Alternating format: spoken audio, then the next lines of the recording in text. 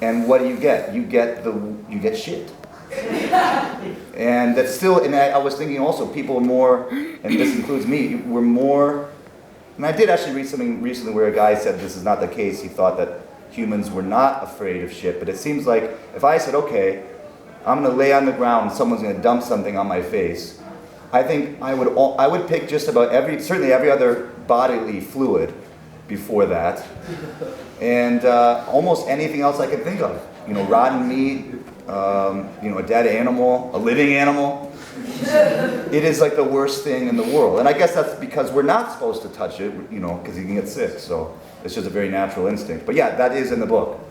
And eating that is sort of like, I think, like the final frontier.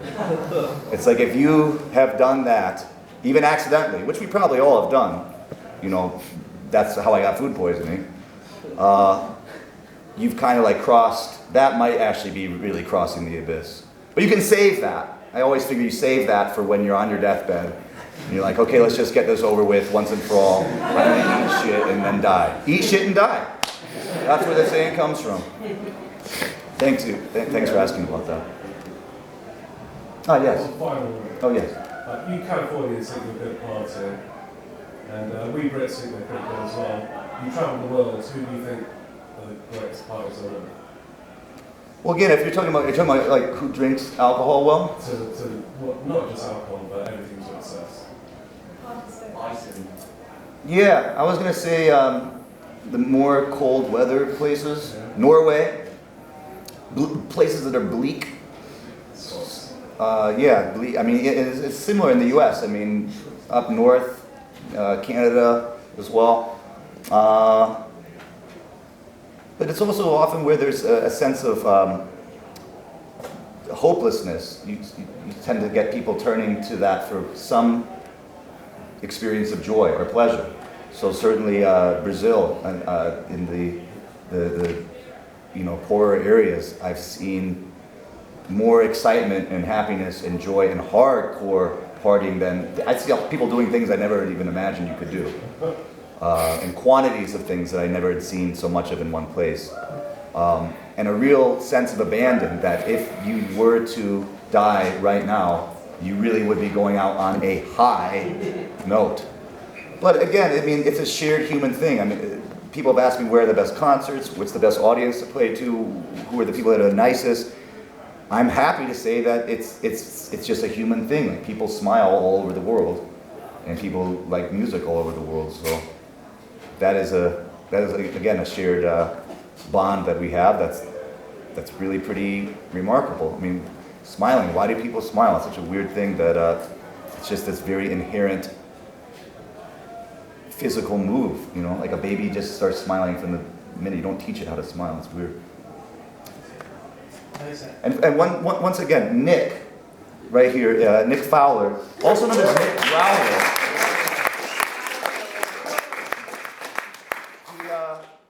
I remember I got this email to my general email. It's available online, kingofpartying@gmail.com.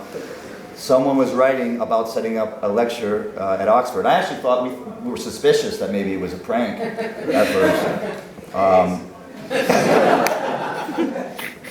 This is actually not even happening. This is a dream or a nightmare, depending on how the night goes.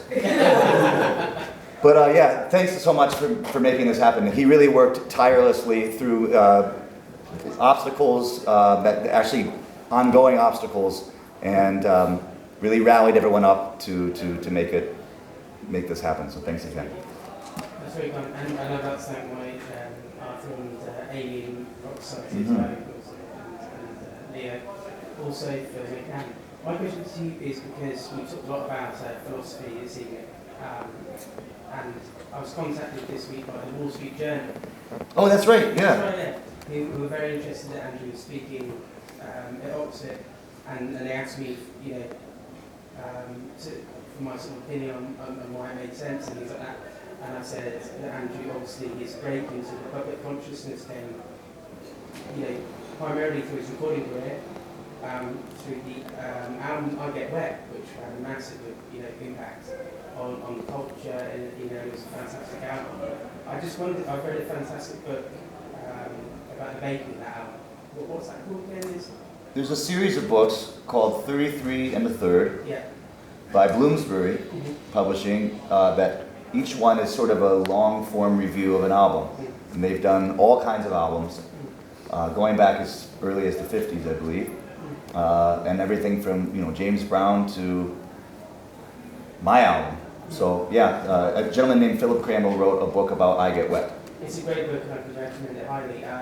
Because when reading that book and just hearing about the sort of setup to recording the album, I'm just interested to know how it felt at that time, because there was a definite consensus that it was going to be a huge record, and there must have been a lot of pressure on you at that time to deliver, because I think we're at a different age in the music industry where budgets are smaller and it's a totally different situation now.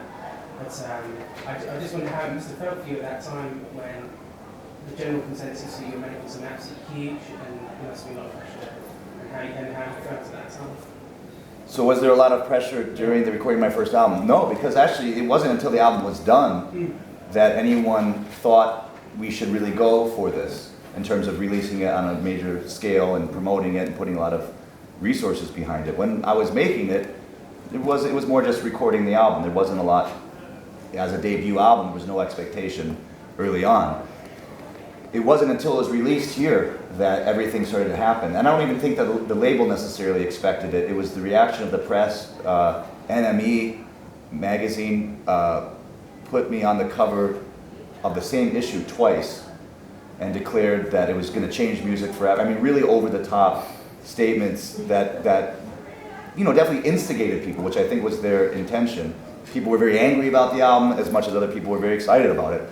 I was just baffled. I had no idea what to think. I took a lot of things personally on both sides. There was a lot of accusations that I wasn't a real person and things that have actually gone on and on that were, like an existential crisis sort of was developed through these very bizarre Twilight Zone kind of concepts that people had. But it was also the end of an era for the entertainment industry in general, not just music, but just the whole landscape before the internet had exploded and computers in general had sort of reached this new climax. I mean, the money we had to work with was really staggering. The Party Hard video, for example, we filmed the entire video in sort of a day and a half, which just the level of production, shooting on film as well, which was, that's just, that alone is a big deal. And after the video was done, I realized that we hadn't gotten a close-up shot of the kick drum, the foot on the kick drum playing the beat, which was, I had asked for, and it was really important to me to show that the drum beat for that song, like most of the songs, it was 4 on the floor, like a dance song, like disco, really, techno, which has always been a big part of this music. And now it's been interesting to see how that music has really taken over mainstream, that 4 on the floor sound. But back then, it was just to really push against, I guess, sort of just other rhythms and tempos that were going on. So I really wanted to show the drummer's foot, but we didn't get that shot. So the label spent, $75,000 to reset just to get that shot, bring the entire crew back. And there wasn't even a question about it at all. I mean, I remember they would buy the whole band massages. They would buy everybody new clothes. It was really, I think even they knew it was the end coming. So it was like, let's spend as much as we possibly can up until the very last minute. It was really bizarre. And I had no previous experience really to gauge it on. But now looking back, it's just, now you're lucky you get $5,000 to film, every video for your album, in a lot of situations. But I wouldn't change any way. I'm really thankful I got to experience that version, and to really have that be the rocket fuel that launched this whole adventure. I mean, I never would have expected or predicted that anything would have gone the way it's gone, even in the first few months, let alone over the last 12 years. So it's been a truly bizarre adventure that I don't feel responsible for at all, and that's probably the best part about it. It's not only been a team effort that so many other people have made this all happen the way it's happened, but most of all, the more I've done it, the more it seems that there's forces just intangible forces at work making these things happen, because it's too unlikely, too many bizarre circumstances that came together in certain ways, even things like this especially, that it's the will of many, and perhaps even the will of things that we don't know about, you know. And with that in mind too, I was just wanted to say that I used to not really like that idea of forces. You know, I used to think I was in control of everything. And then I realized that other people can have influence on your life, which was humbling and also very exciting. And now I feel like there's influences, that go beyond anything that humans are or not. And whether you call it God or whether you call it destiny or fate, it's just the unknown. And for someone like me who had a really hard time even hearing the word God, I became a lot more at ease with it when I used it as a word to define what I couldn't define, a word to define the unknown or the infinite things that I didn't know about. It didn't have to be an entity, it didn't have to be a guy or have anything to do with religion or even necessary spirituality, that it was a word to sum up all phenomenon that I couldn't otherwise grapple with or have control over. And I think that it's added a lot to my life to be able to not be in control of everything. Being out of control is good. That's the spirit of partying. Any other? Oh, yes. Hi. Hello.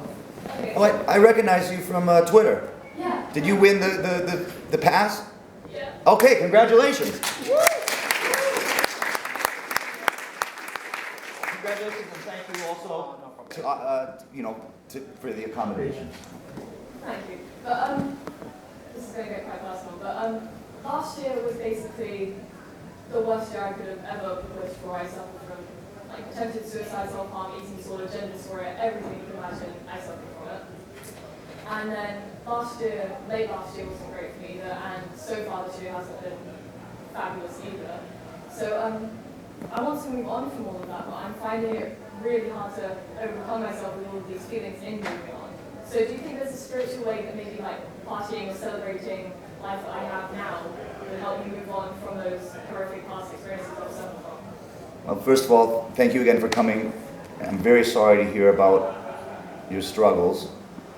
And I can relate to them to a degree, but also they're a part and beyond experiences that I have direct knowledge of. So, in just a very formal way, I would encourage you to seek expert advice, as well.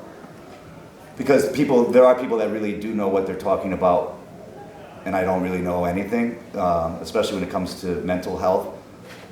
So I would wish you to seek professional advice, assuming that maybe you already have as well. One little thing that I just discovered recently that has helped me, and that many other people have been helped by, is the most bizarre thing.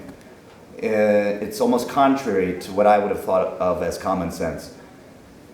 I was so consumed with my own troubles and my own struggles, my own pain, my own anguish, all the reasons that I had that, and sometimes having no reason to feel bad and still feeling bad, and spiraling around in this blur of confusion and frustration and suffering, and really just wanted help, wanted someone to help me, wanted somehow to get help. I noticed that when I helped other people and didn't really think about my problems, that then I felt better. It didn't really make any sense actually at first.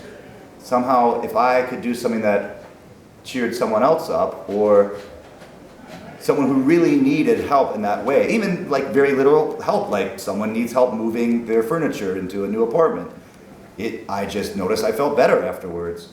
And I think that that's this miracle of humanity, that sometimes serving other people actually serves yourself.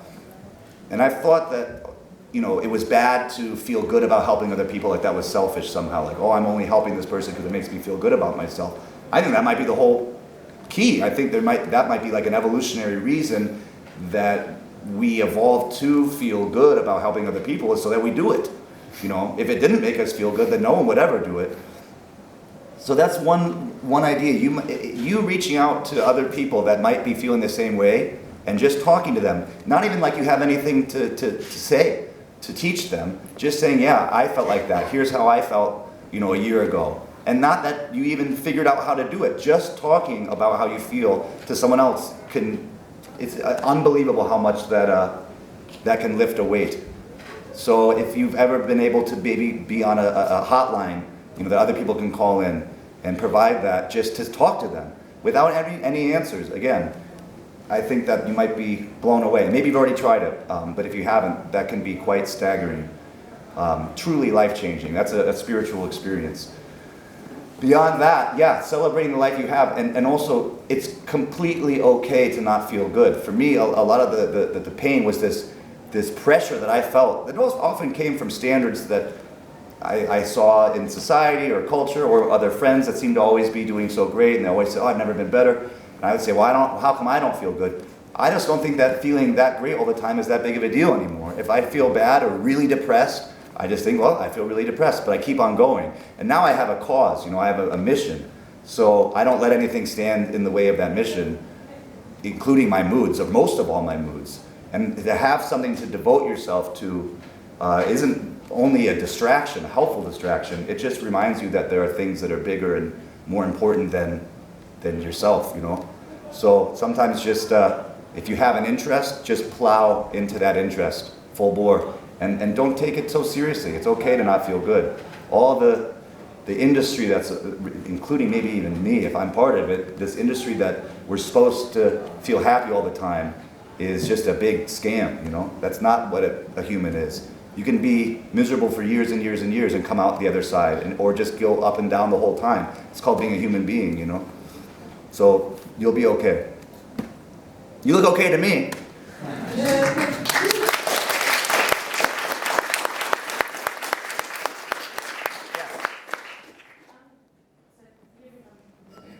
My understanding of partying is a consciousness of your own humanity with this kind of appreciation of your own happiness that is made, that therefore enables you to be open-minded and to understand what you believe. One point, what you believe in a year's time, let alone 5 minutes' time. And you seem to have come to this spirit experience. Is there a way that this can be taught? Can this ever be taught? Or is this consciousness something that you have to live through, feeling miserable, feeling all these emotions and feeling the way that you feel, or can it be taught? Should it be being taught as the idea of consciousness? Is the idea of consciousness and that it be taught? Well, I hope everyone in here is conscious. And if you're not, then you're pulling it off really well. I mean, I've wondered if I'm maybe the only person that exists. Or maybe Nick is, and I'm just a figment of his imagination. That would explain a lot, actually. That would clear up a lot of my confusion about the world.